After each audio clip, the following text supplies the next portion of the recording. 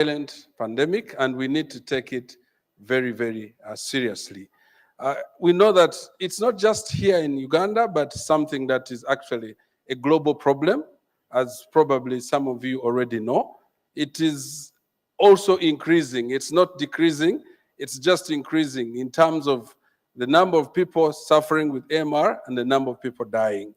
And as we have already heard, about 700,000 people are estimated to die of AMR or resistant infections every year. And by 2050, this was courtesy of George O'Neill. He said, if nothing is done, about 10 million people will be dying of resistant infections every year. And of these infections, the 10 million annual deaths, 80% of these are expected to occur in our kind of countries like Uganda. Yeah, so we come back home. As I said, it's not only a problem that is a global problem, it's also a problem here at home. I'm sure Dr. Kajumbla is somewhere in this room as the chair of the National Antimicrobial Resistance Committee. And yeah, we've been working together, and some of the things he'll probably attest to them. In Uganda, according to statistics, about 5,620 attributable deaths are due to AMR. And this is data of 2021. So it's a problem that is rising, and we need to pay attention to it. And there are many other things that you have also seen in your own experiences, in your own homes, in your own clinics. Things that we used to treat very, very easily cannot be treated as easily as we used to. There's resistance in urinary tract infections. Gonorrhea, which was just a single shot, you can no longer treat it that way. Methicillin resistance is on the rise. Typhoid, I'm sure that for most of you who live in Kampala, you know the problem of typhoid. It has also become very resistant, especially to common drugs that used to treat it. Even malaria, where we used to think that now we have found our artemisinin combinations, we are safe. We have begun to see resistance to these artemisinin-based combinations. We can talk less about HIV. I'm sure most of you would know HIV more than I do. I've also been studying fungal infections, and resistance to fungal infections is actually on the rise. These bigunas that we used to treat very, very easily can no longer be treated as easily as we would treat them before. Now, the question is, why are we failing to catch up with these organisms? Okay? I want to say that this is my own statement, and I say that AMR, or antimicrobial resistance, is like death. You can't avoid it. Okay? One day all of us will not be here, we'll be gone. But you can prolong it. And you can prolong it by things that you do, or you can accelerate it by things that you do. And I can say that AMR is a disease or a condition that we as human beings are very guilty of prolonging. And so I hope that by the end of today, we'll all have become champions to be able to see what we can contribute. I always say that we're all part of the problem, and therefore we should all be part of the solution.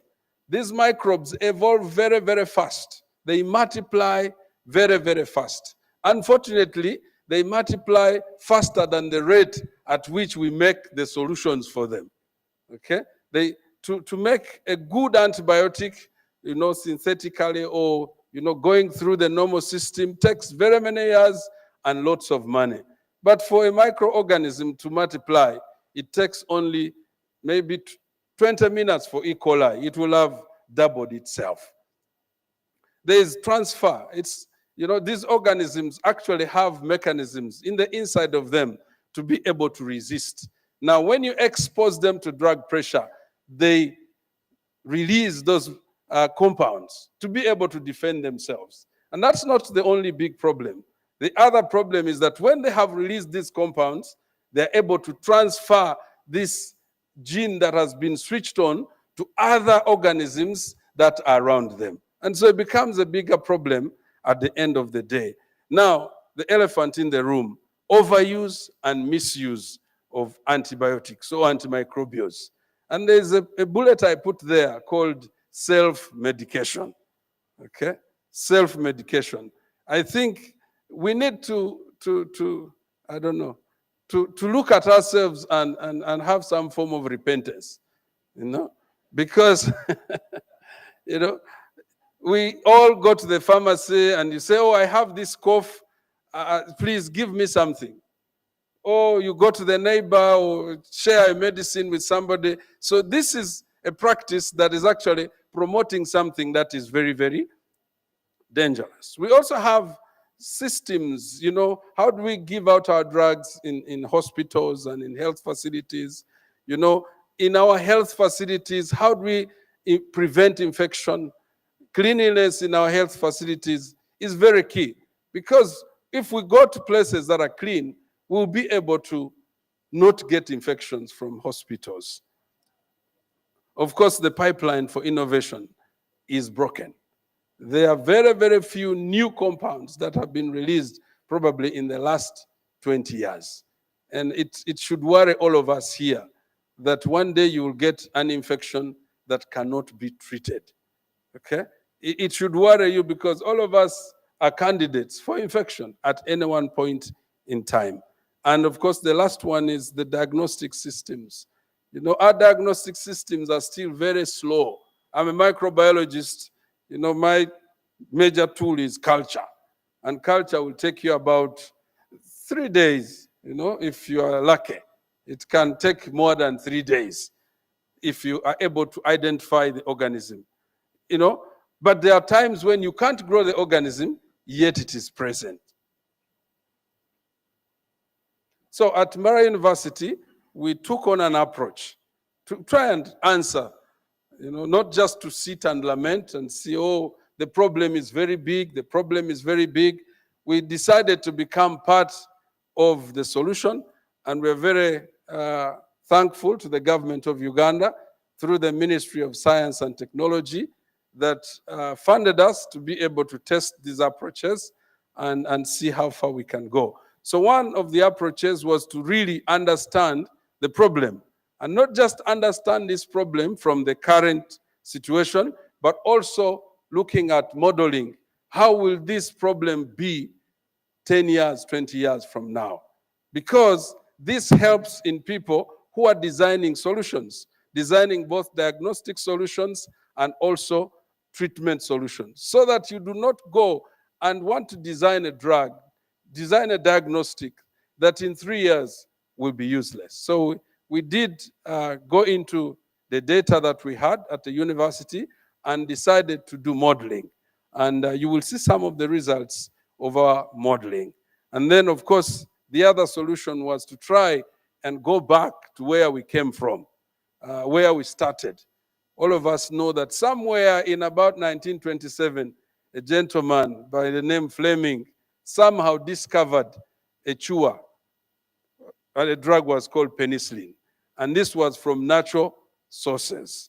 We have drugs like quinine, which come from plants, and other drugs like Covidex and others that have come from the natural sources.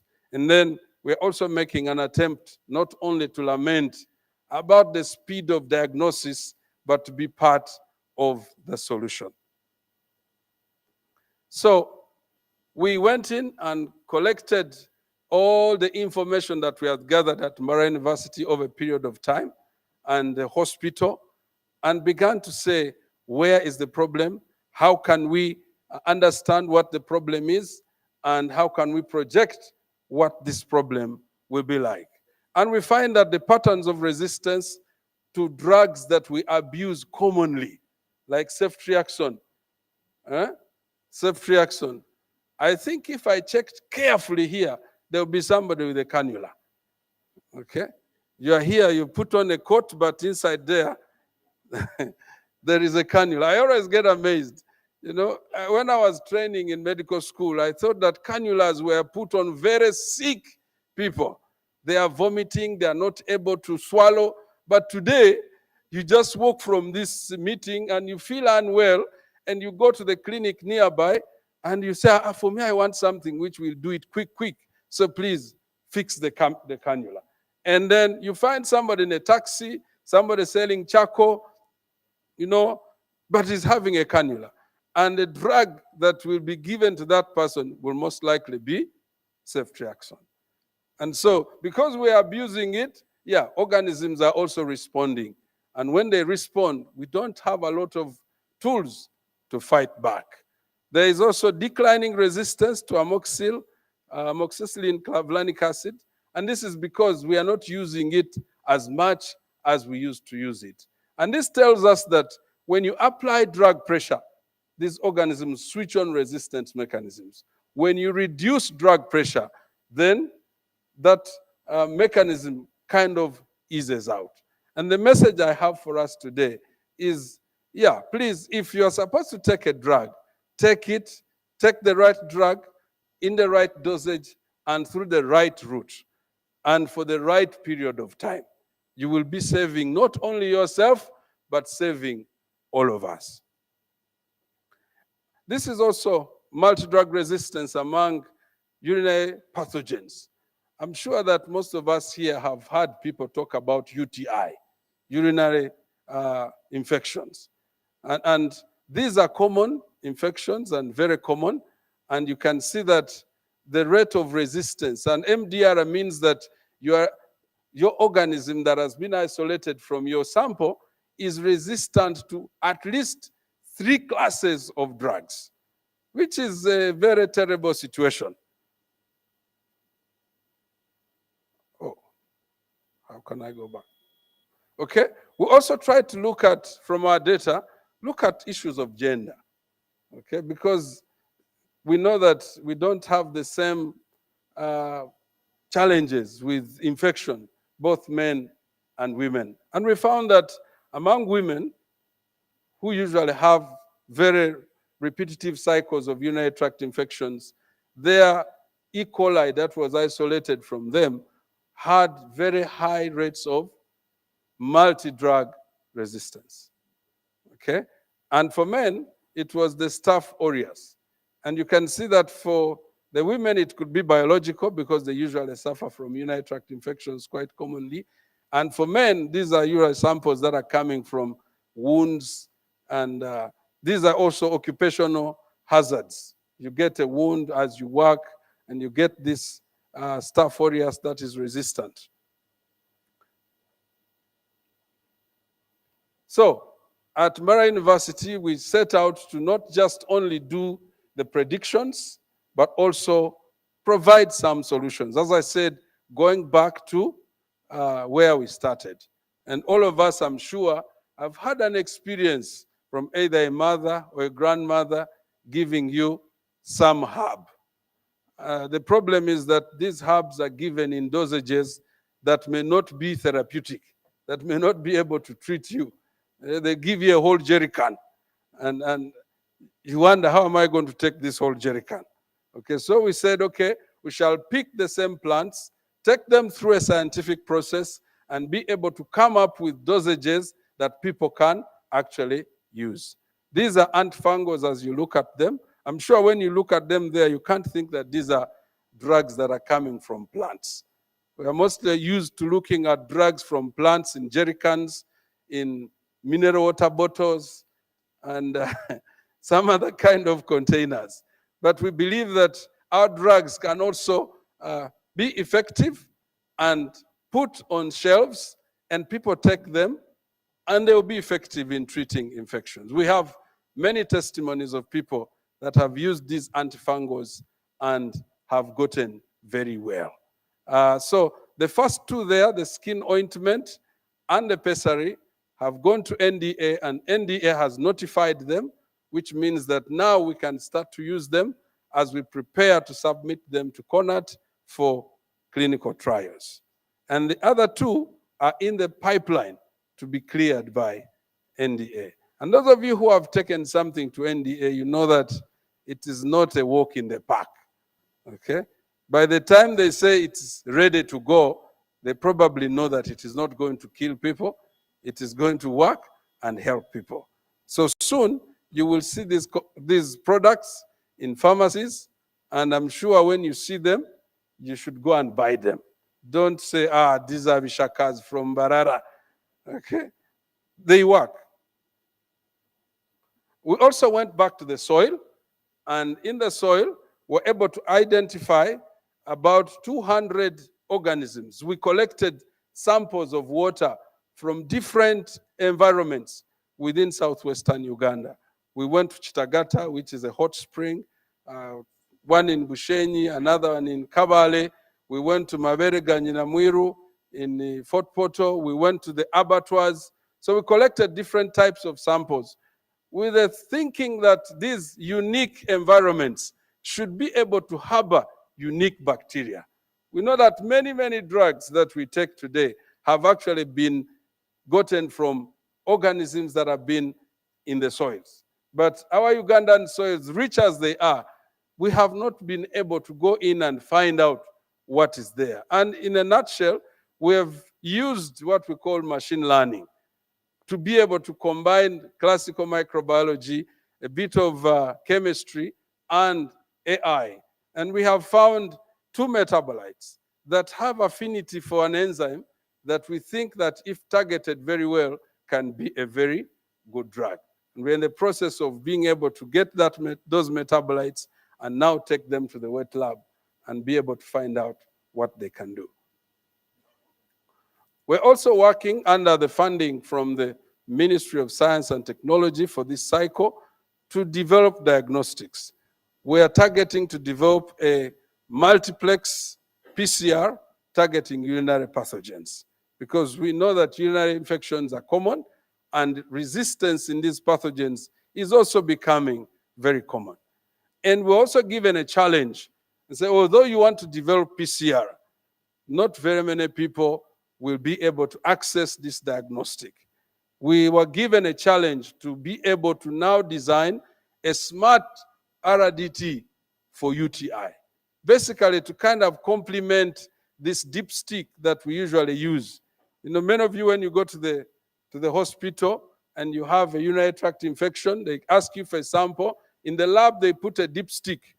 And the result come back and they say, this person has infection.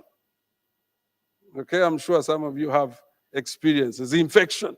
And I always ask myself, from wherever I studied, there never was a diagnosis of infection. Okay?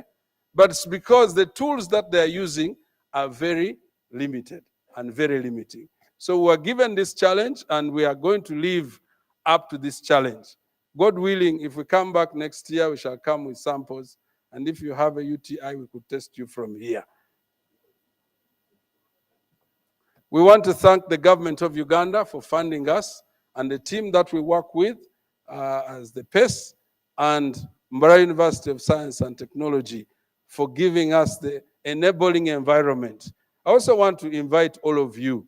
You know, some of you think Mbarara is very far. I want to invite you to Mbarara University to come and see the beautiful place called Mbarara. And on the 21st of this month, we have an annual research dissemination conference where more of these great researches that have happened in Mbarara are going to be disseminated. We call upon you to come and work with us. Some of you have money and you don't know how to spend it. Come and we see how we can do research together for God and my country. God bless you.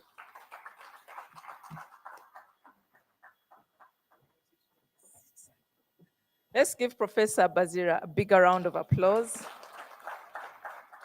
as we invite him to take a seat up front. So Professor Bazira has told you about the innovations. At Mbarara University of Science and Technology, we say, in addition to publish or perish, we say innovate or perish. So this afternoon, we are telling you some of the innovations. And as you heard from Professor Bazira, we're inviting you to come visit Mbarara University of Science and Technology and work with us on various innovations. Our next speaker is going to be online, and he is none other than Dr. Medad Twinamasiko. I request the people on the IT side to project Medad's presentation. Dr. Medad Twinamasiko is the director of the Center for Innovations and Technology Transfer at Mbarara University of Science and Technology. He's also a senior lecturer in the Department of Environment and Livelihood Support Systems. He's an environmental scientist in this department, and he's spearheading innovations. He's in charge of the Innovations Hub at Mbarara University of Science and Technology, and he's going to tell you a lot more about the innovations at our university. Over to you, Medad, online. Thank you very much, Prof. and our Vice Chancellor. I would like to recognize the presence of the protocol that I've observed, but in the interest of time, I would like to delve into the presentation, and I request that Secretariat would put up the presentation I shared.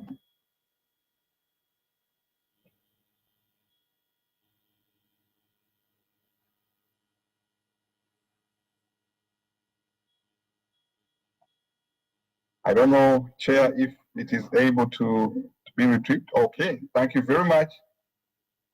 Thank you very much, Chair, and thank you, members, for gracing this important activity in our country, where we are looking at homegrown solutions or ideas that can change the future of our health system in Uganda. I would like to recognize our strength in innovation and technology transfer at Mbarara University of Science and Technology, where we've been very dedicated in terms of creating formidable solutions to the emerging communicable and non-communicable diseases in this country. Let's move to the next slide. So the innovation ecosystem at MUST is spearheaded by the center which I lead, the Center for Innovation and Technology Transfer, which was approved by the University Council in 2018. And it is premised at initiating a ground for innovations, skilling, technology transfer, and commercialization of innovations at MUST. Actually, this part of commercialization as a way of showing commitment to the national knowledge-based economy that we are yearning for. Last year in July, Mbarara University established the MUST Holdings Company, which is the commercial arm of the university, to make sure that the innovations that had always languished at the prototype level can move to the market and make meaningful intervention in this country. Next. Yeah, so at Mbarara University of Science and Technology, we have a very strong innovation ecosystem where we have a number of hubs that contribute to the homegrown health solutions. And we use a multidisciplinary and interdisciplinary innovation approach where we believe that it's no longer one discipline, but a breaking of silos to make sure that we have a well-rounded approach in innovations. So we have the Pharmaceutical Sciences Innovation Unit, which is more focused on producing natural therapeutic innovation solutions, as well as other interventions in health. It's under the Faculty of Medicine. And we have the Pharm Biotechnology and Traditional Medicine Center, which has been promoting the alternative and traditional medicine approach using herb and traditional medicine interventions. This is one of the centers of excellency which were established by World Bank, and we have been able to establish very strong production facilities, production development labs, and actually one of the labs is notified and certified by NDA as a center of excellency in natural therapeutics and traditional medicine. We have the magnetic resonance imaging engineering hub. One of the key innovations that I will later delve into has been an MRI. This hub is looking at engineering made solutions to health interventions in Uganda and the region and the globe at large. We have the Business Incubation Clinic, which facilitates the commercialization part of these innovations. We have the Consortium for Affordable Medical Technologies, HAMTech Uganda, which is focusing on the development of medical technologies. And part of these technologies are internationally recognized. Some have been licensed internationally and are being used. We also have Simulation for Life, which is a very important approach of using very minimal resources that we have because we are in a low and medium income country, but we can use simulation in order to promote medical education. We also have the software incubation unit under the Faculty of Computing and Informatics, which is basically developing innovations and systems, applications, both mobile and static applications that can help in communicating health interventions in our community and in the industry. We have also promoted agricultural innovations under the iSoft Innovation Hub, the Faculty of Interdisciplinary Studies, which is focusing on developing organic farming technologies that will reduce the burden of disease in terms of synthetic fertilizer application and other pesticides that have been detrimental to our environmental health, but also to human health, with many risks associated with synthetic fertilizer application. We have the Social Innovation Hub under the Institute of Maternal, Newborn and Child Health, and this is mainly looking at how we can have social innovative approaches in our communities. We have been the champion of the village health teams in southwestern Uganda, and now we have integrated village health teams, and this is one of the hubs that we are proud of. So from what you see here, ladies and gentlemen, you can realize that at Mbarara University of Science and Technology, we have quite an interdisciplinary approach to innovative solutions to health challenges in this country. Next. So this is the model that we use. We make sure that we research, we innovate, we train, but we also produce. So we have a very institutionalized framework through which these innovations are made. And we are aiming at Mbarara University that in the next 10 years, we can have a cottage industry for natural therapeutics and natural medicine that can be housed here at Mbarara University of Science and Technology. So if you come in the next 10 years and you find that we have a very strong hub that promotes cottage industry model, then we'll be very proud to have an industry which houses a university, and that is our aspiration as a university. Next. So we have on the next slide, the innovation pathway, which has been copyrighted by Uganda Registration Services Bureau, where we have three facets of our innovation pathway. The first one, chair and members, is the prototyping and technology development, which starts from bold ideas to prototyping, product development, business development, and then the final stage is societal impact and knowledge-based economy. And the second one is on experiential learning, skilling, and practical hands-on learn and do model. So where we have developed and we are still developing a number of micro-credentials that go through approvals, both institutionally and at national level with Uganda Vocational and Technology and Technical Assessment Board, UVTAB. And then from there, they also go through the product development process, which can then lead to societal impact and knowledge-based economy. The last pathway is manufacturing, contract services, and commercialization, where we have a strong niche of engagement with industry, especially in most of the focus areas that we do in health, in engineering, in technology transfer. And these industrial players are now a very big partner to Mbarara University of Science and Technology, because we know that linkage is very important to generate our formidable outputs of impacting society and economy. Next. Next, we outline quite a number of innovations that are happening right now at MUST in line with health interventions in Uganda. These are homegrown solutions that we believe that with the dedicated leadership that we have at Mbarara University of Science and Technology, we should be able to see great homegrown solutions in our country that will impact our region and our globe. I tend to miss all the slides, but the first one on our list is the magnetic resonance imaging, which is a low-cost and portable permanent magnetic-based MRI system that does not require cooling. And it is suitable to be installed in rural hospitals because the uptake of power is very low.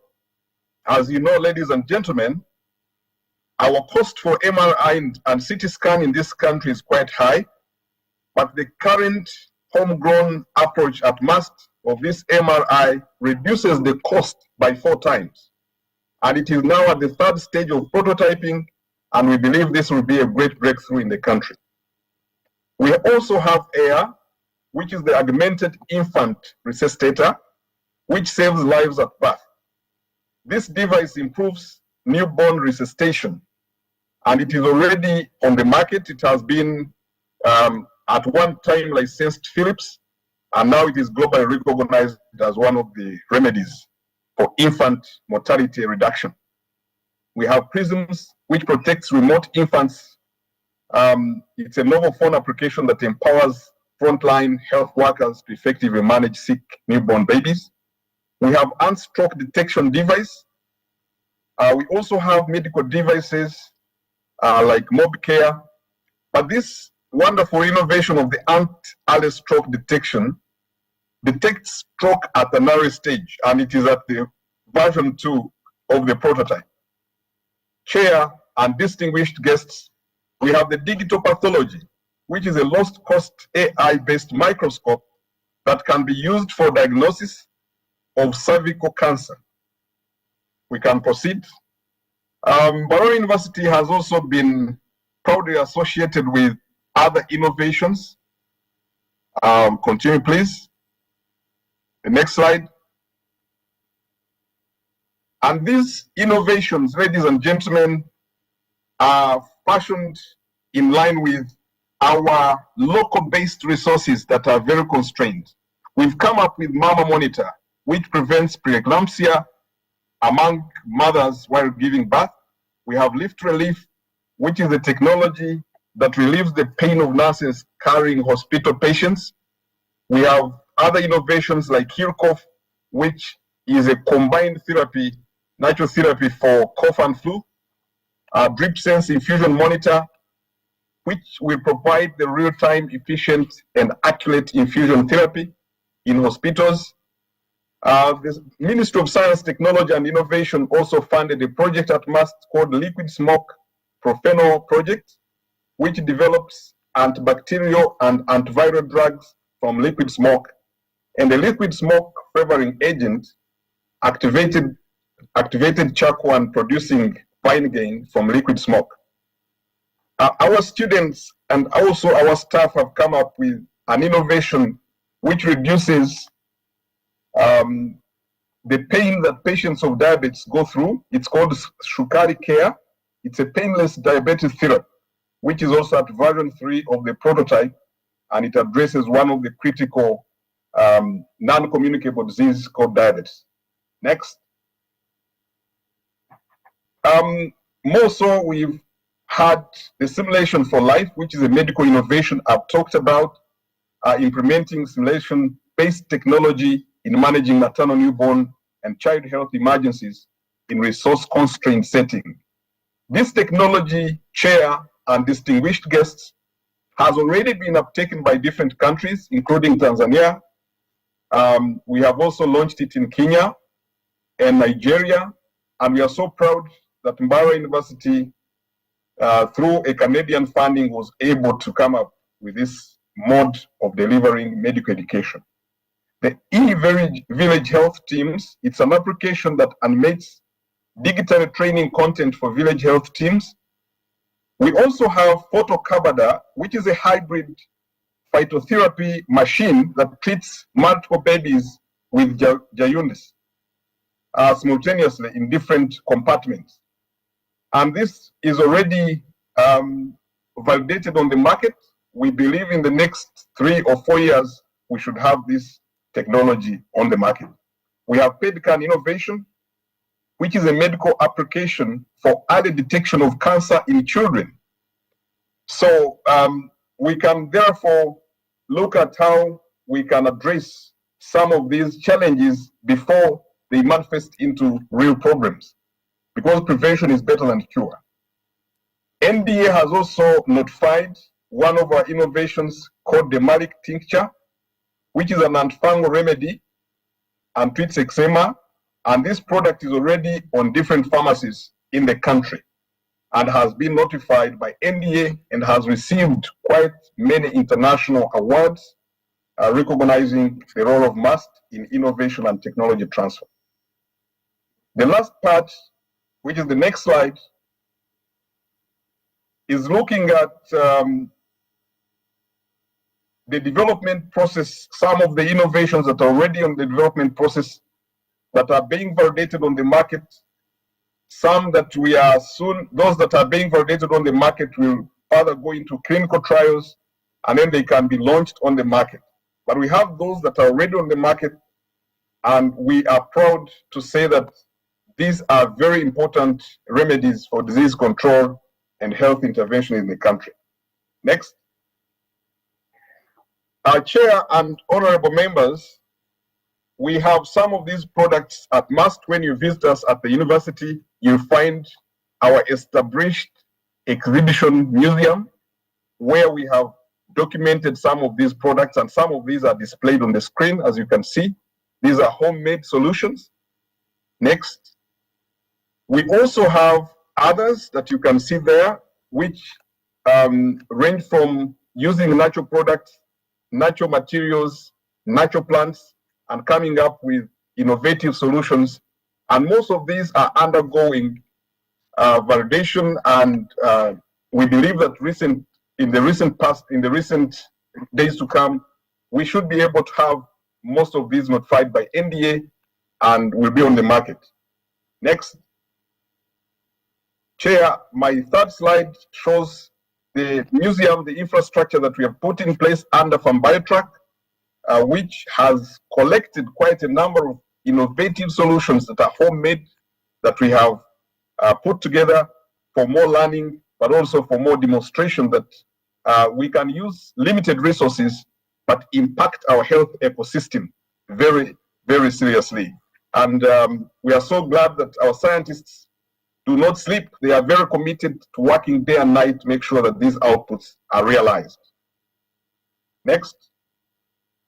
We have also been able to have some of the students moving into having large-scale innovation interventions. Like, that is one of the students who has come up with a solution that can help in the storage of oxygen, and has come up with a solution called medium pressure oxygen storage system. The next photo, Chair and distinguished guest, is the notification that I've mentioned of the Malic tincture, which is already on the market. And we are so glad that now URSB is also recognizing it and will issue a patent very soon. Next. We also have this device I've been talking about of preeclampsia detection, which is called Mama Monitor. And this is done through our innovation, state-of-art innovation co-creation space, where we call it a war room, where students and staff come and innovate ideas and take them from ideation up to the product level so that they impact society.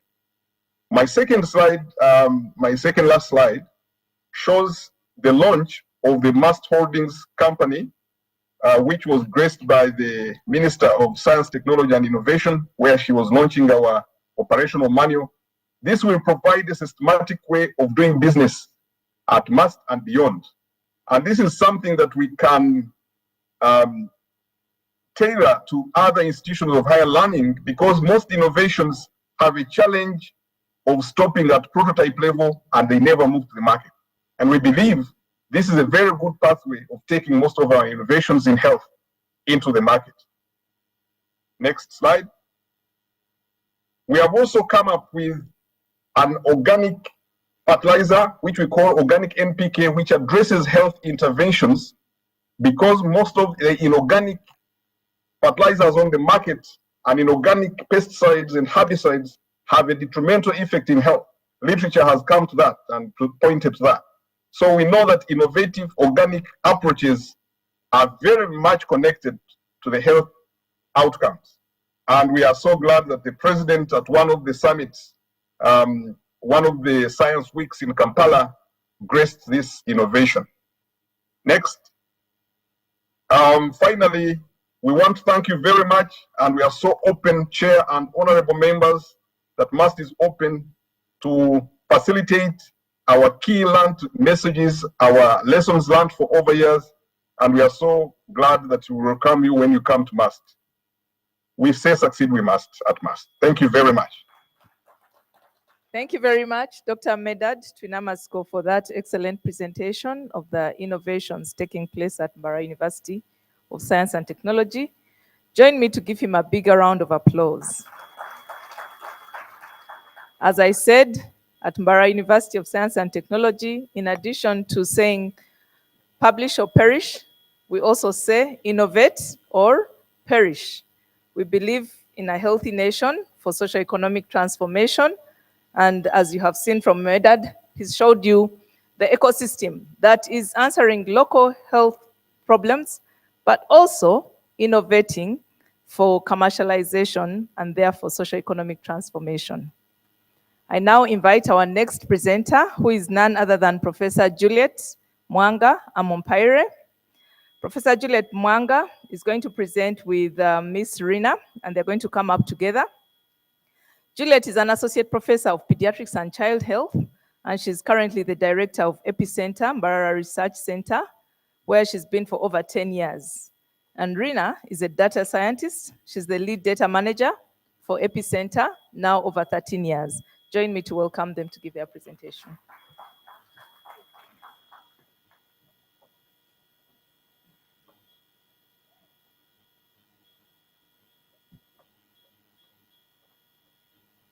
So we stand on the protocol that has been observed since yesterday and bring you greetings from Mbarara.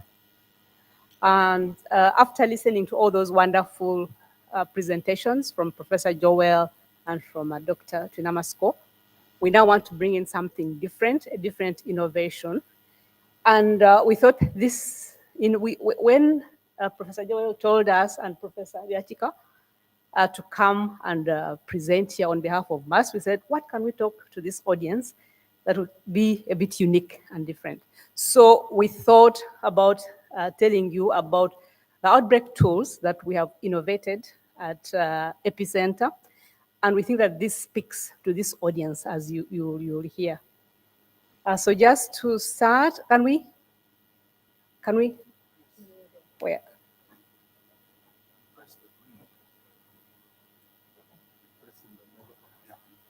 Yes, so before we go any further, we thought we'd tell you about Epicenter. And so why Epicenter and then why MAST? We think that's very important for us to learn about this. So Epicenter is the research arm of Doctors Without Borders, or MSF, that was founded in 1987. However, in 1996, then we moved to Uganda and established ourselves at Mbarara University of Science and Technology, where we have been doing research for the past 29 years in collaboration with Mbarara University of Science and Technology, and that's why we are here as MAST. And we are a site for high-profile clinical trials, clinical research, epidemiological research. But we thought today we would not share results of this because we've done this over and over, but we would share some of the tools that have enabled us to capture this research. And listen carefully, because the tools, as Rina will tell you, are some things that you could use in your hospitals, in your districts to capture data, which then you come next time and present as Professor Bazira did. So I now have the pleasure to hand you over to Ms. Rina Arinitwe, our data scientist and lead data manager and one of the innovators of this tool. Thank you. Thank you so much, Prof. Juliet. As she mentioned, why outbreak tools? So outbreak tools, these are innovations that we have come up with to support field investigators like you, epidemiologists, in handling complex emergencies, especially in epidemics. And these tools are used in resource-limited settings like ours. And I just want to tell you that these tools, they are already implemented. Like, for example, WHO is already using the outbreak tools that we implemented.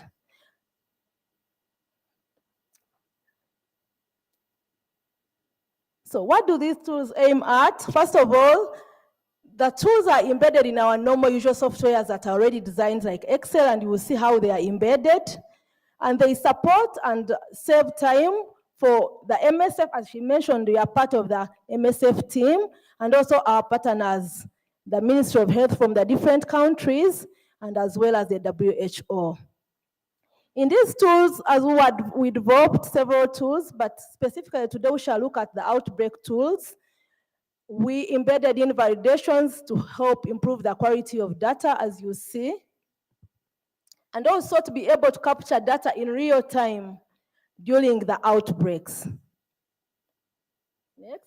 So I'll just explain how this tool was developed, specifically the outbreak tool. We have models we have also developed, but basically I'll look at the outbreak tools today. So this tool is embedded in a normal Excel that you've been using. Why Excel? Because Excel is easily used by everyone. We don't need to train, there's not much to do, but we added in a module that you're going to see. And this module is developed using the Visual Basic softwares to develop the line list. So what is a line list? Maybe briefly to go through.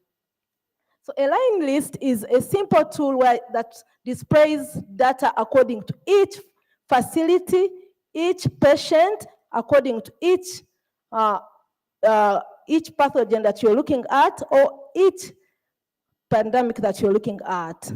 And specifically here, so we have an Excel tool. Under the Excel, we have a module called the outbreak tools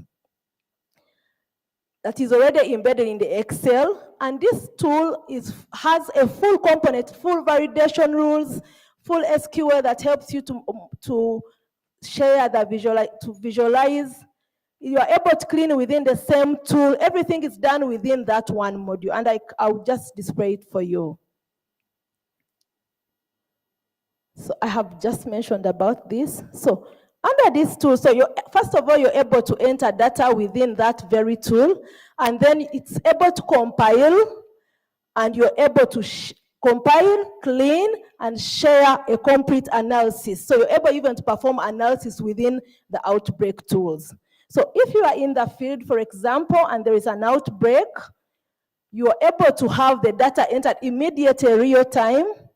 And then from there, they're able to do, the cleaning is done within the tool, and it's able to provide you with analysis, and you're able to tell how the outbreak is moving real time according to the place, the time, and you're able to tell the affected area during the outbreak before you even conclude the outbreak. So you have to enter the data immediately, and you're able to get your analysis there and then.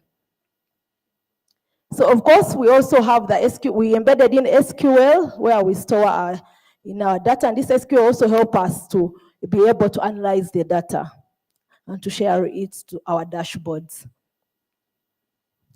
So I put, there's a ribbon, so that outbreak tools is just like within the menu, it's a component that you can be able to import into your Excel as a menu, but it has a full component of its own with everything designed within that one component. So within that component, you're able to enter data, you're able to analyze the data, you're able even to clean and analyze all your data, as well as share it for visualization to the dashboards.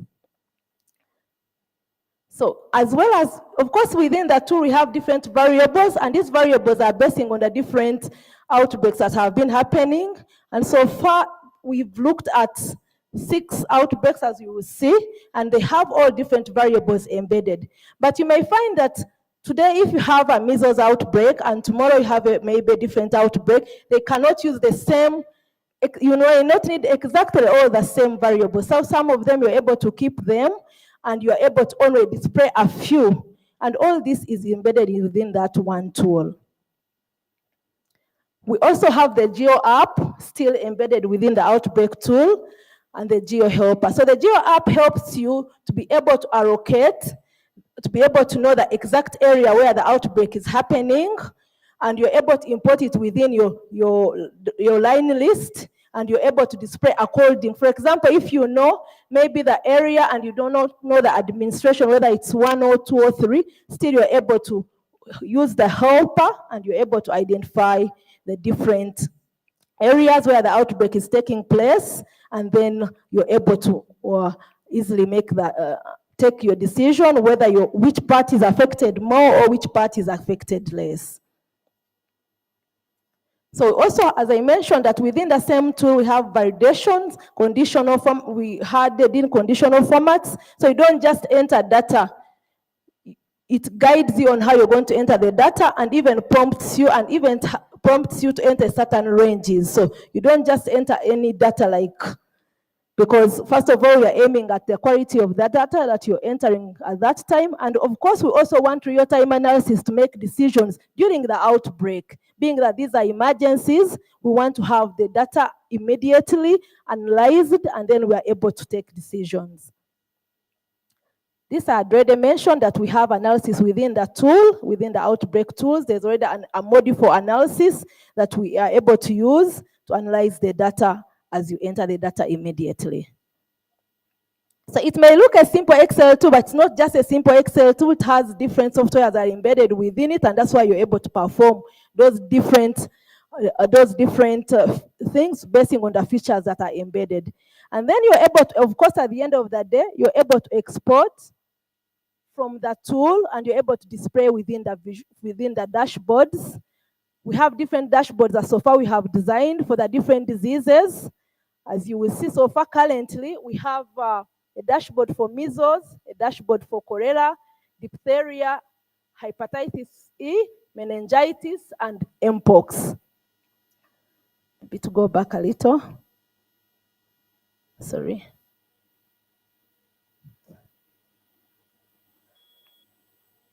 Just to help.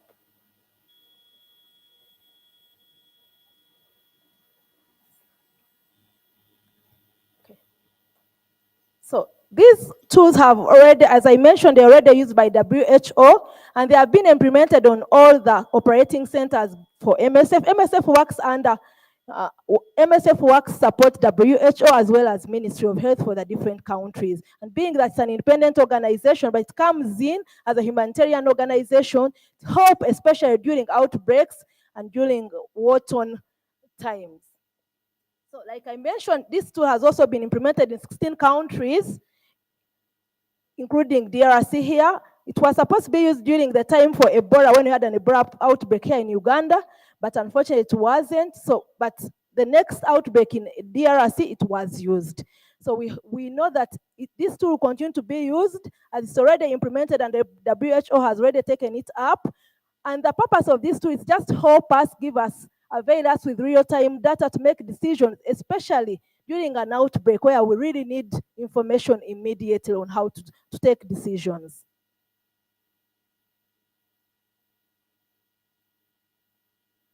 So this I already mentioned, but we already have also a documentation and a training shared within the link. We have links in GitHub, and even this tool, if you go to WHO website, you're able to read about it more.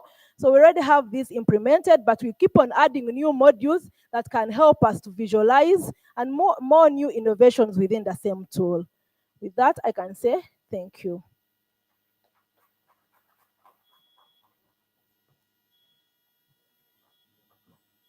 Thank you very much. Thank you so much, Rina, for your presentation, and thank you, Professor Mwanga. Can we give them a bigger round of applause? So we are here this afternoon to learn about prevention and management of both communicable and non-communicable diseases. I'm not sure that any of us is at risk of communicable diseases right now, but I can see very many at risk of non-communicable diseases. And therefore, I'd like you to stand up so that we prevent these non-communicable diseases. Combination of sleep and venous thrombosis. And I would like to get a volunteer to come and give us an energizer so that the blood can circulate better and also the brains can work better, so we prevent sleep and these blood clots that are becoming very frequent. And a volunteer to give us an energizer in 2 minutes? Yes? The commissioner in charge of NCDs. Where is the commissioner? I see Dr. Mungera is putting up her hand. Are you ready to give us an energizer, Dr. Mungera? Okay, the commissioner in charge of NCDs, Raymond, who is that? If he's not here, yes? Yes, please come. Run up so that we don't spend too much time. We need to wake up, but we also need to get the blood flowing. Dr. Nabada.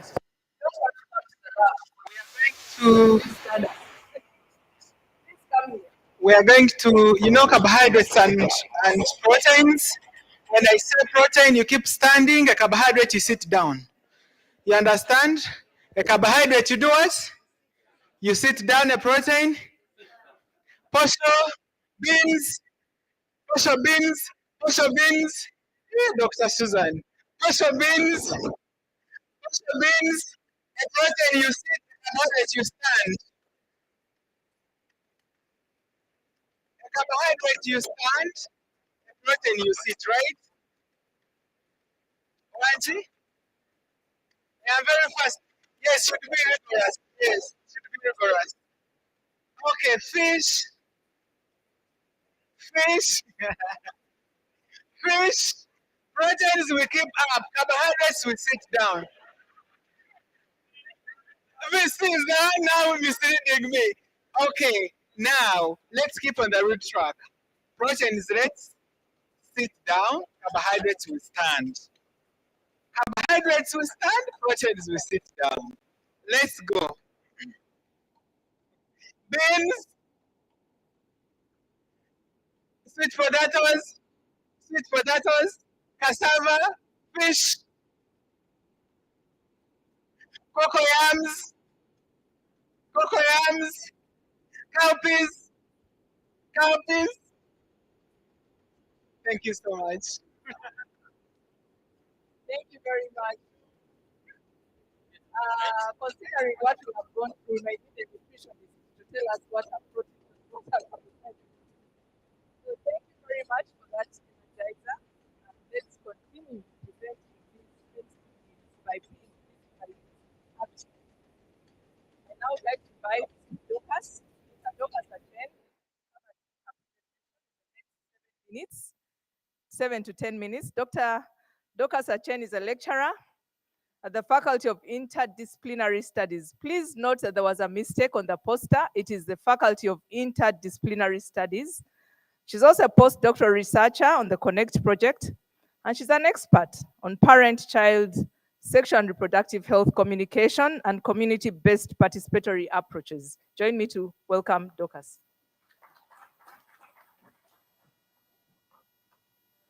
Good afternoon, everyone. Can you hear me? Good afternoon, everyone. Can you hear me? Good afternoon, everyone. Can you hear me now? Thank you for the opportunity to talk about our work. Okay, like that? All right, can you hear me now properly? All right, thank you very much. I'm grateful for the opportunity to talk about our work.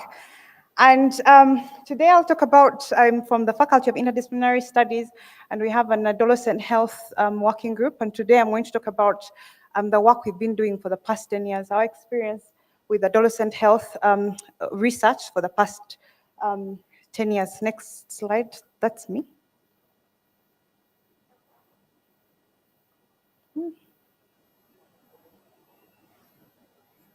Yeah. Yeah. It's, Point it up. ah. Oh, sorry. Oh, sorry. I can't see. I'm a little short. Okay. All right, so I'll tell you, it's really a story of the work that we've done, and I'll start with our first project. We've picked just a couple of projects that we've done a lot more. And the first project that I'll talk about is our comprehensive sexuality education project that we did around 2014 through to 2019. And we worked in schools, in 33 primary schools in southwestern Uganda. And we worked with a community advisory board in the schools, and also very important to notice that we worked with university students as facilitators in this intervention. In this project, one of the things that came out is that because we're talking to young people about sexual and reproductive health and comprehensive sexuality education in schools, and what came out very strongly is, first of all, that there's knowledge on SRH issues, but it's very fragmented. For instance, while almost all of the participants, for instance, had heard about HIV, only a third of them knew about any other STI apart from HIV. Also, another interesting, very important finding was that young people, which I'm sure most of you already know anyway, is that young people were getting SRH information from the media.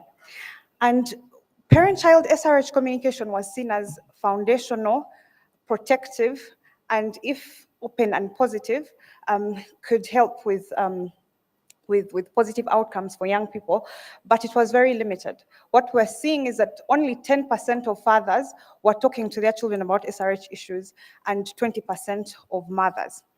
And then also the risks had already started within this age group of 10 to 14, they were already exposed to sex. 7.6 of the young people in this age group were already having sex, and 9 out of 10 of them were not using any form of protection, which is very important to note. So one of the key things, So one of the key findings that came out of the study one, which was a CSE project, was that parent-child SRH communication was important, was foundational, and it had to be open and positive, and it was protective for young people. So in project 2, which is a CPAC project, and here I combined 2, CPAC and the repeat studies, which happened around the same time. I'll talk about them very quickly. So in parent-child SRH communication, we were asking ourselves, so we know that there's limited parent-child SRH communication, why? So it's limited, and the cultural factors were mostly to blame for this. Traditionally, parents did not talk to their children about SRH issues. It was a role for the paternal aunties, paternal uncles, and the grandparents. But because society has changed now, and we are more in a cash economy, nuclear families, so the paternal and so parents are now have to take on the primary role of giving parent-child SRH communication, but they are ill-equipped. They don't know what to say. They don't know when to say it or even how to start. And with some of the SRH topics, we notice that they run away from them all completely. They're very afraid of talking about them. They think if we talk about sex, and we might expose our children to sex. They were talking about, in our research, we saw that they were very comfortable talking about hygiene, HIV, but for very touchy-feely topics, for instance, sexual violence, consent, pregnancy prevention, and the like, they were not talking about these issues. So in this study, the CPAC study, we had an intervention where we developed modules, co-created models with the community, and used community facilitators to implement this. From this study, we developed a parent-child SRH communication manual, a facilitator's manual, which we developed with the community and with the Ministry of Gender, Labour and Community Development. It's available. From this study also, we had a couple of publications which are available online. The repeat study was a study about adolescents, and from this study we saw that adolescents who had already become pregnant were at a higher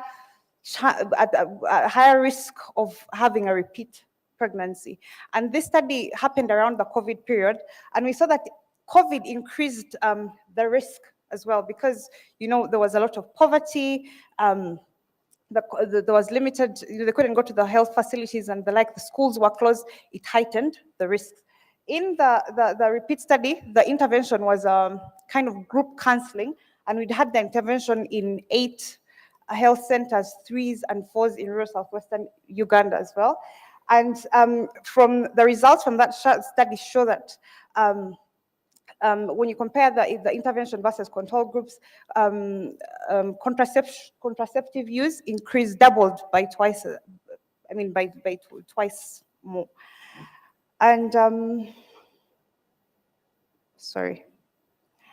So we've gone through the CSE project, the CPAC project, and now in 2025, we've started the Connect project.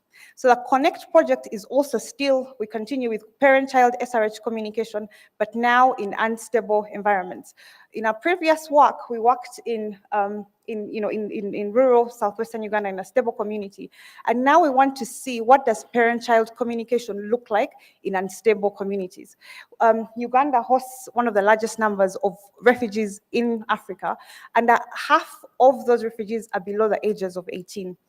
Within this group as well, they have disrupted parenting roles. We have child parents and the like, and all their conditions put them at even a higher risk of SRH, of our SRH issues. And so in this study, we go back to test our previous tool and also to improve it. Our manual, we're going to work again with our manual and see how to improve it. How does it work? How does parent-child SRH communication work in the refugee setting, and how can we improve it and also improve our tool? In the study, we're working in Bidibidi, refugee settlement, and Yumbe districts for the host, and Nachivale refugee settlement and Isinjiro district for the host. And also in this same project, we have an objective on policy. And the question here is, we've done a lot of work, 10 years of adolescent health work. We have a lot of literature that has been published, but so what? And so in the policy objective, what we are doing is we've done a review of all the studies that we've done, and we're working with the Ministry of Health now to develop a guide to help parents lead in parent-child SRH communication. At the stage where we are now, we are in the process of piloting. We've piloted in the southwestern area, and now we are piloting in Yumbe and Bidibidi as we speak. And what's already coming out, for instance, is the tool works very well. And works very well. The health workers have asked us to take it to the community section of the health centers, where they feel like it will be given the adequate time that it needs. They've also asked us already to translate this into many languages. I hope that when we are done and when it's ready, we'll have the opportunity to come back and share with you what it looks like. So, like I said, we are moving, after 10 years of doing this research, we want to move away just from the community and translate our work into policy, into collaborations, into a bigger stage. So our colleague, Dr. Weiler, and Professor Mihilson from KU Leuven, this year were granted the opportunity to be UNESCO chairs on sexual and reproductive and sexuality education co-chairs, which gives us a larger platform to share our experiences on contextualizing sexuality education and working within community-based participatory approaches. We've also developed, like we've talked about, the manual, the parent-adolescent communication manual, which I've said is available, and we're already improving it with our new project now. And also the Help Parents Lead Guide, which we are working with the Ministry of Health. Also, we are part of the ANSWER SRH network, which is a global network for sexual and reproductive health. And within that, we also had, we had the iShare study. And in this study, we worked with 30 countries on SRH and on 30 countries globally. And it was about COVID-19 and the impact of it on the different regions. Of course, for Uganda, we did represent, but how did it look like in the different regions across the world? We've been able to publish internationally, and also a couple of policy documents as well. Oh, sorry. I think I've talked about this slide as well, but also from our studies, one other thing that we've done, especially from our repeat studies and our CPAC studies, is one thing that we also did was we worked with Mbarara Regional Referral Hospital to establish an adolescent clinic to establish an adolescent clinic. It's been operational since 2023, I think. And we have almost 100 adolescents that come in almost every day. The ages of the adolescents that come in are between the ages of 10 to 20, from 10 to 22 years of age. It works 5 days a week, and the staff have been trained to offer youth-friendly services. Of course, there's still a lot that could be done to improve the clinic. There's need for more, to improve the facility, bed space, and so much more to make it even more functional. But we believe this is a good start and look forward to collaborations to build this further. So in our next step as our research group, we look forward to more collaborations and turning all of our work into policy. Thank you very much for listening to me.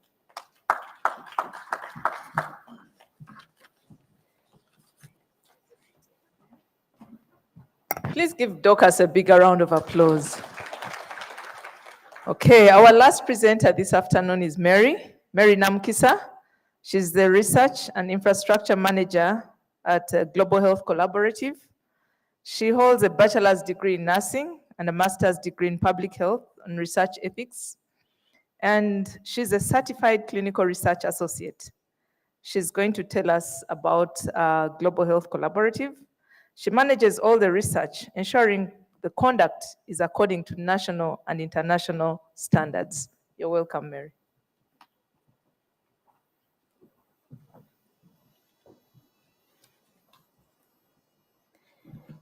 Thank you so much for that introduction. Protocol observed.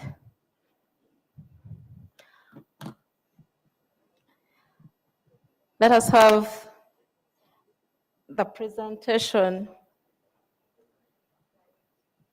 loaded.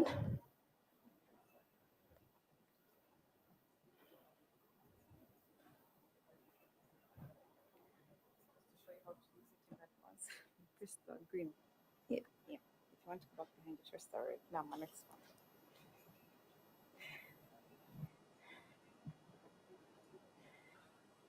Men and women in IT, as they're working on loading the presentation, have been introduced, and I'm standing in the shoes of Ms. Annette Kembabazi,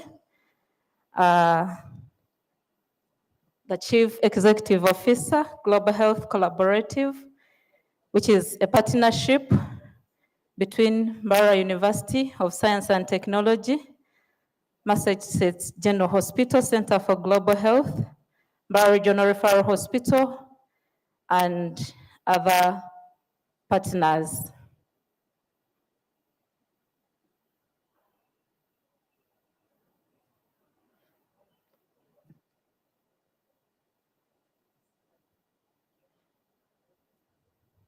Thank you so much. The presentation is here, and I'll go straight.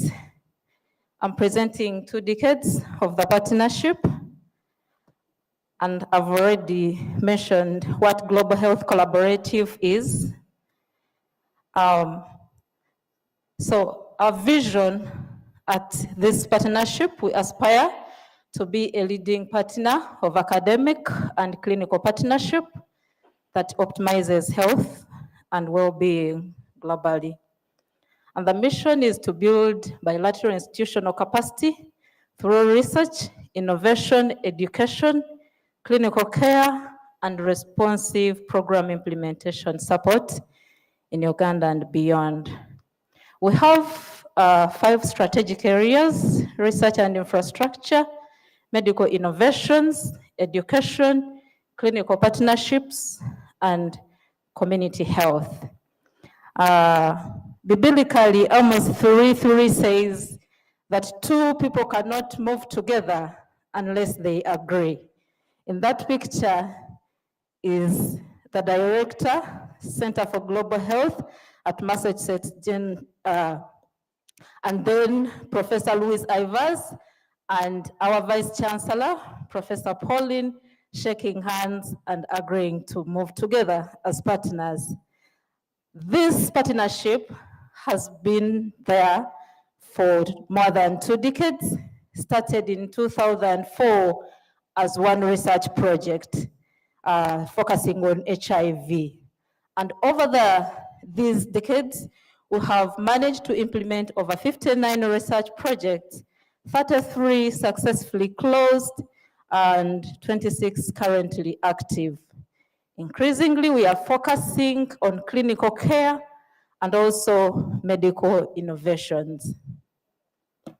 Currently, we have 15 clinical partnerships. These are already existing, but they still need to be strengthened. We have over 150 affiliated staff to this partnership, and all these are hired through Mbarara University Grants Office. The program was formally evaluated in 2024 and legally registered this year.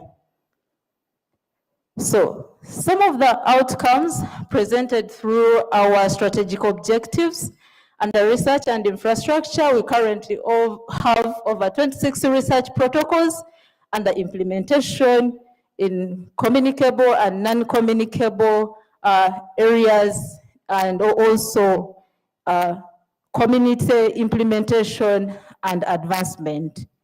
Under innovation, we have supported different innovations at Mbarara University through CAMTech, the Center for Affordable Medical Technologies.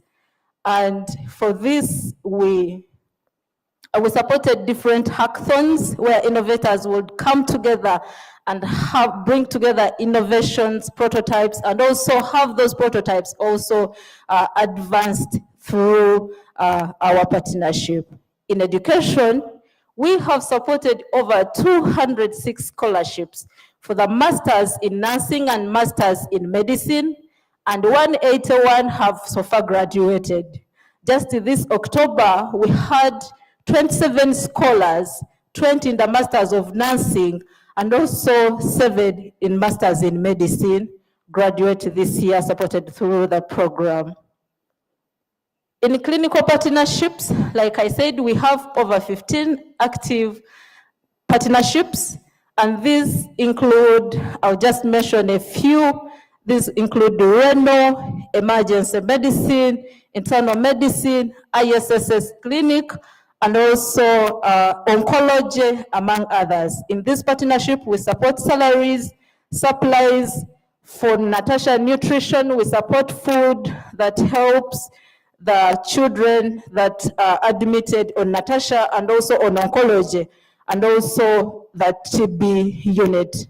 Medicines, we know how cancer medicines are very expensive, and through these partnerships, we have been able to support the oncology unit with medicines. And with infrastructure, we have supported building some of the infrastructures, including the COVID unit of Mbarara Regional Referral Hospital, and the oncology unit for children at Mbarara Regional Referral Hospital. We also support community health through where 50 facilities in Western Uganda have been supported by taking students in specialist training to go in those communities and be able to give advanced care where the people in these communities would not be able to get the care unless they come to Mbarara Regional Referral Hospital. In addition, we have been able to bring low cadre health workers from these facilities at Mbarara Regional Referral Hospital for special training where they go back and able to do kind of interventions that would initially not able to do. These are some of the partnerships. I've already mentioned some of them. And this is the COVID unit. We talked about infrastructure. It's a 40-bed capacity that was constructed in 2021 during the COVID pandemic. And it was facilitated with piped oxygen and also clinical staff from its opening up to the end of 2024. This unit has been supported through the Global Health Collaborative Partnership. This is the Mbarara General Referral Hospital Oncology Unit for children, and this was initially put by this partnership and has been supported. In addition to all that we do, we also support the annual cancer color runs to increase awareness for childhood cancers within the region, but also add on additional funds that are locally generated to improve and support the unit. Now, most of these partnerships have been implemented under the First Mile program that has led so many things, including the nurse leadership training, where our nurses from Mbarara University have gone to Massachusetts General Hospital for a leadership training. But we have also been able to train trainers of trainers, and then we bring the training here for a bigger impact. Innovations, I've already mentioned CAMTech, where we've supported different innovations, advanced medical training through scholarships, clinical partnerships, and also community health. Now, when you talk about research, we have not only improved just implementation of research, but also authorship. We have had publications increase, like you see in the first graph, but also we have had awards coming from our people, some of them that started as research assistants for the partnership have now become PIs that have their own projects, and that really points at capacity building. Of course, we have some challenges that we have faced, and these include miscommunications and sometimes poor flow of communication and information. Sometimes you go to this office and they're like, no, go to this one, go to this one. And there are cultural differences. Our partners see things differently, and sometimes we also see things differently. But we have been able to handle this through cultural orientations, especially for our partners, and lack of collaborative infrastructure.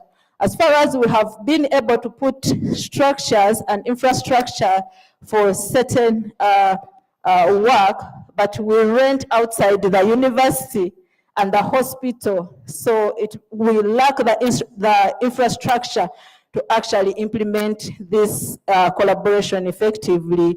And sometimes there are resistance to change, and yet change must happen. Distrust and disrespect sometimes, and also funding uncertainties. This didn't just hit the ISS clinic. The fact that most of our programs focus on HIV and they were NIH funded. We have also been affected with these funding cuts, but we are still here, and our partners have really tried to see that we still, the partnership is still running. To solve some of the challenges we have seen, we recommend that for any partnership, common understanding of the project goals and expected outcomes should come at the beginning of the partnership. That's where a memorandum of understanding, MOUs, should be signed, such that you know what do we need, what do we have, and what do we expect. And also the role of each partner in this collaboration should be very clear. One of the assets in research collaboration is data. So it is important that you know data collection, storage, and sharing conditions among this partnership. That's where you need data sharing agreements and also material transfer agreements if there are materials that you're going to collect, like blood. And also, if changes are supposed to be made, you need to agree on how to go about it. Publication and authorship, and how these authors are going to be arranged and also recognized in any publication in the partnership should be very clear from the beginning. And who has the authority to speak publicly about this partnership? All those things should be agreed upon. Resolution of intellectual property rights and ownership. I thank our Vice Chancellor, because the university has a legal officer that guides on each of these things, and this has been really, really helpful even though sometimes you have setbacks in the beginning, but as long as all those documents have been agreed upon and signed by all partners, in the end, the process is really smooth. In conclusion, MAST, MRH, and MGH as partners continue to work together to impact communities. And in that picture, we really see we are working, the local team together with the Director, Center for Global Health, Professor Ivers Louise. We are saying that if you want to work to go fast in a partnership, you're going to go alone. But if you have to want to go far in this partnership, then you have to move together as partners. I appreciate and acknowledge our partners, both local and international partners, and thank you all of you for listening to me. Thank you very much, Mary. Please take a seat. Raymond, I don't know if we still have time. No time. Okay, allow us just 2 to 3 minutes for us to show one very important study that the presenter is going to be online. Can you please allow them log on and share? Just 2 to 3 minutes, very important. We know malaria is a big problem in this country. And the next presentation is going to show us a homegrown solution towards fighting malaria. Professor Edgar Mologo, are you online or a representative? Have they logged on? If they are not on, Yes. I'll refer you to the New England Journal of Medicine so that you can read their article. Are they on? Hello. Oh, yes. Are you on? I'm on. Please go ahead. Yes, please. I'm on. Okay. You have 3 minutes to highlight the key findings. Please go ahead. Thank you very much. I'm Ronnie Lizaye from MAST, representing Professor Edgar from Department of Community Health. I don't know if they're going to put the slides up.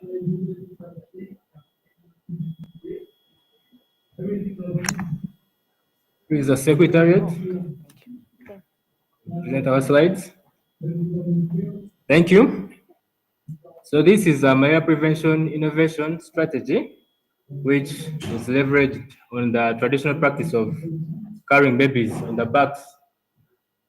It's called the LESO project, which is the permethrin-treated baby wraps for the prevention of malaria.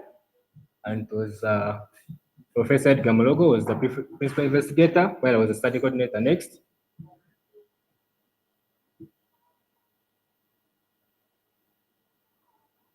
Next, please. We are funded by the Doris Duke Charitable Foundation. Next.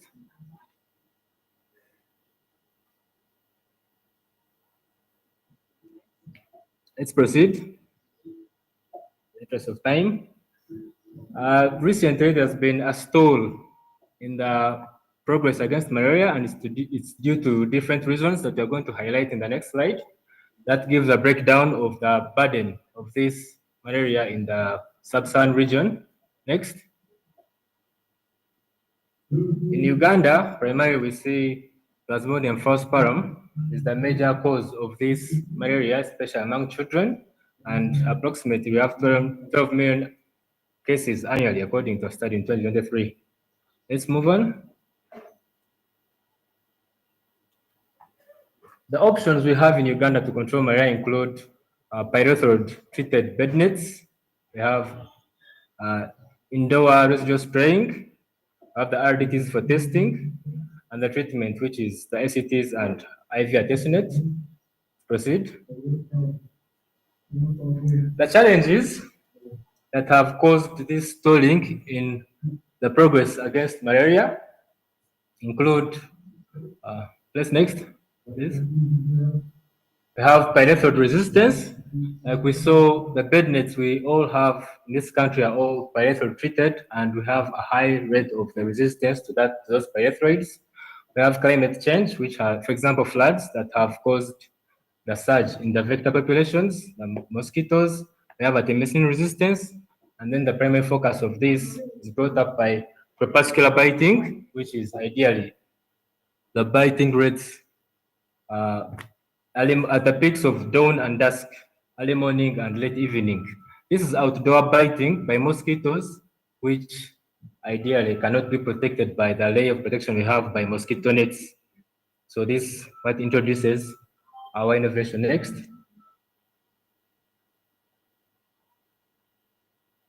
This is our concept. Next. Baby wraps or lesus or vitenges, what we call them here in Western Uganda, they are used across Africa for children between 2 months and 2 years, and they also serve as blankets or swaddles.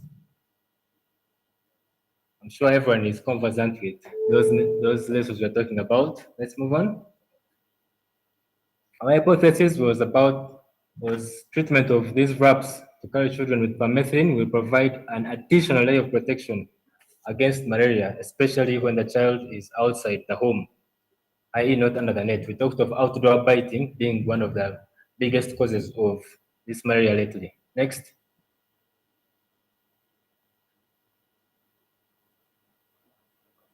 One, please. The advantages of these lesus, they protect against the outdoor biting by mosquitoes.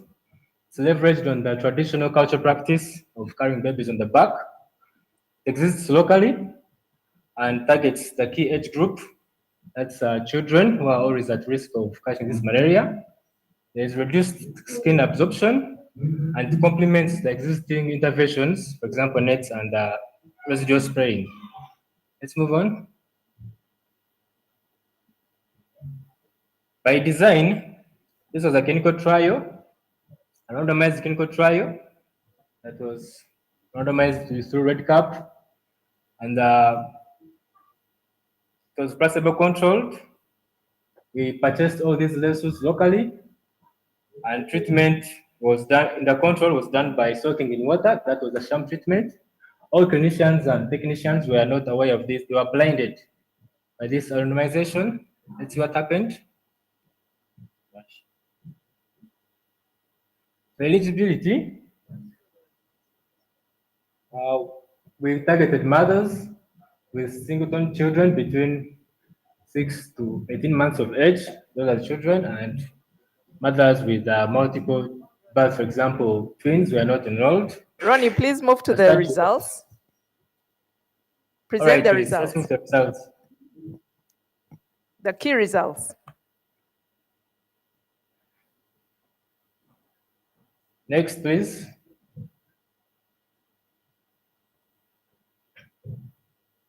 Proceed. Next. Oh, right there. Thank you. There are two arms of the clinical trial. We had the permethrin-treated RAPS arm and the sham-treated RAPS arm. We can see from the very first row that there was a difference in the incidence of clinical malaria episodes by almost 30%, which showed a significant reduction of malaria by the permethrin-treated lesus. That was our primary outcome that showed how this innovation worked. Next, please.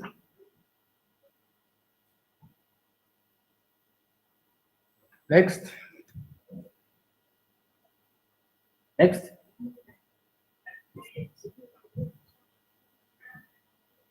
Future directions.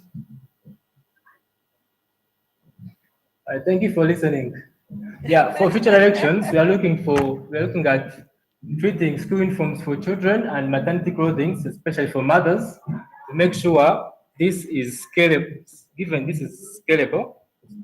Okay, thank you very much, Ronnie. Let's give Ronnie a big round of applause. Unfortunately, we don't have time for questions, but I encourage you to look out for the presenters outside this session and ask questions. The theme for this session was homegrown solutions to local problems. And I think you'll agree with me that at Mbarara University of Science and Technology, we are actually looking at homegrown solutions to local problems, starting with Professor Bazira, who told us about the burden of antimicrobial resistance and what he and his team are doing to reduce this burden, but also to come up with innovations to treat some of these bugs. We went on to Dr. Juliet Mbarara and Rina, who told us about their innovation in terms of fighting epidemics and outbreaks. We also went on to Dorcas, who told us very important information about sexual and reproductive health. Many of us have children, adolescents in our houses, but how many of us talk to them about sex? How many, by show of hands, talk to your own children about sex? And that is exactly what Dorcas is answering. And she has shown us that this group is actually sexually active. And if we are to prevent some of these communicable diseases, we need to speak to them and give them the tools, the information to fight these diseases. We also saw Mary tell us about their innovations, and we saw Ronnie also tell us about innovations to fight malaria, a big burden, or that causes a big burden of disease in this country. So join me to give these presenters a big round of applause. And to give Mbarara University of Science and Technology a bigger round of applause. I want to thank the organizers of this meeting, Makerere University School of Public Health and the Ministry of Health, for giving us, as Mbarara University of Science and Technology, an opportunity to highlight some of our innovations here. Thank you very much, and we look forward to this continuing as an annual event, and we look forward to you inviting us again and again. Thank you very much. Another round of applause for Professor Biachika. Thank you very much. A whole Vice Chancellor being here this afternoon is really a great honor. Thank you very much. This shows the good work. And by the way, beyond even that, I have attended very many conferences here in Kampala. Rarely have I seen Mbarara University of Science and Technology very much involved. So this is great progress. Thank you very much and continue. And I know you have invited us to Mbarara, something like that very soon for the innovation and I think 21st of November. So please, Mbarara, the land of milk and honey and innovation, and we shall not perish. We shall be there. Thank you very much. Once again, my sincere apologies. We started anyway a bit late after lunch, and it was good, you know, the university moves us with the time. But we have one more panel discussion by the non-communicable diseases department. I want to take this opportunity to call upon Dr. Frank Mugabe to take us through this. It will be about an hour, and we should be through, and we move on. And the good thing is that I'm also going to ask the hotel management and the leadership, please increase your AC. Because I've seen people, once it is warm, people tend to, the carbohydrate tends to take control. So, and being non-communicable diseases, I know very well, they are going to take us also through drills to reduce these non-communicable diseases. Dr. Frank Mugabe, thank you very much and take lead. Thank you.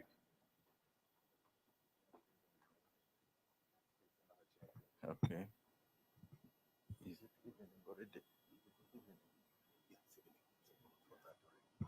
Good evening, ladies and gentlemen. Thank you for your patience. A very important session is going to begin on non-communicable diseases. I will invite my panelists in the interest of time. They come in front here, and we shall take you through maybe what you have known, maybe what you have not known, but which touches your life. I want to request that none of you leaves before this session ends, for your own good. You know, NCD prevention is your responsibility. In most cases, we blame it on the government, we blame it on the food, on what, but it's your responsibility. So allow me invite Dr. Isaac Sinaburia, who is our consultant cardiologist with Heart Institute, Professor Kadye Subura, who is a consultant nephrologist. He's also head of the Department of Physiology, Makerere University. He also heads the dialysis unit of Novik Hospital. I also want to recognize Dr. Wenceslas Katagira. He's a researcher and a physician with the Makerere Lung Institute. Dr. Norebu Mugisha from Uganda Cancer Institute. Dr. Susan Nabada, our commissioner, the laboratories. She's going to tell us about NCDs and laboratories. We are yearning for that presentation. Dr. William Muru, physician, he's a diabetologist. He also happens to be the president of the Uganda Diabetes Association. So the way they have come, Dr. Muru will tell us about diabetes. This emphasis is on prevention. There is a lot of confusion when we talk about NCD prevention. People don't know what to touch, what not to touch, and it's really around us. Dr. Kadye Subura will tell us about prevention of kidney disease. We know kidney disease starts from somewhere. How do we prevent it? Dr. Noreb Mugisha will tell us about cancers. But the cancers of interest in this session is cancer of the cervix, cancer of the prostate, and cancer of the breast. But he'll also show you other cancers in the other regions. Dr. Wenceslas will tell us about chronic respiratory diseases, specifically asthma and COPD. Then Dr. Isaac will tell us about cardiovascular diseases, but underlining more hypertension, because hypertension is what we know most, but what leads to many other problems. While Dr. Susan, she will tell us the improving NCD laboratory diagnostics and maybe what the government has in the bag for improving NCD diagnosis. We won't take a lot of time. Each presenter will be given about 8 minutes. And we think we can run through the presentations and do the questions at once. So, where do I start? May I take this opportunity to invite Dr. Norebu Mugisha to take us through his part, the cancer presentation. Thank you.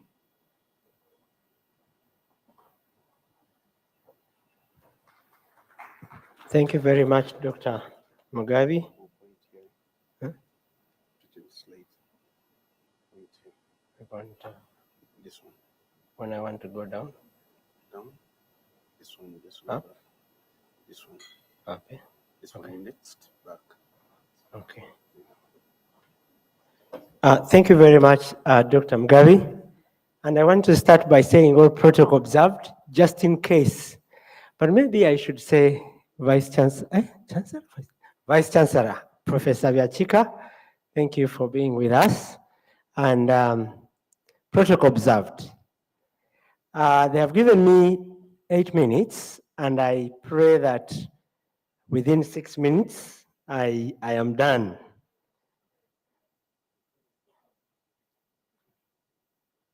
Let me first learn this. So I thought it's only wise to start from the definition of cancer. And I don't want to assume that people in this room know what cancer is. So cancer is a group of diseases. It's very easy to be tempted to think cancer is one disease, even when you're a health worker. So cancer is a group of diseases, and they are all called cancer because they behave in a similar way. But it's a group of diseases that result from uncontrolled cell growth. As simple as that, uncontrolled cell growth, because when a person is growing, there is a mechanism by which the body controls cell growth. Now, cancer results when cells grow uncontrollably. And usually, this uncontrolled cell growth results into a lump or a swelling, which is the commonest, the commonest way many people think cancers actually present. But there are types of cancers where actually there is no swelling, there is no mass, there is no lump. And these we call liquid cancers. An example is leukemia. Someone with leukemia might not have any swelling on the body. And I also thought it's important to just emphasize this, that cancer actually results from genetic alterations or aberrations, or what you'd call a mutation. And this is why it's sometimes very, very difficult to point a finger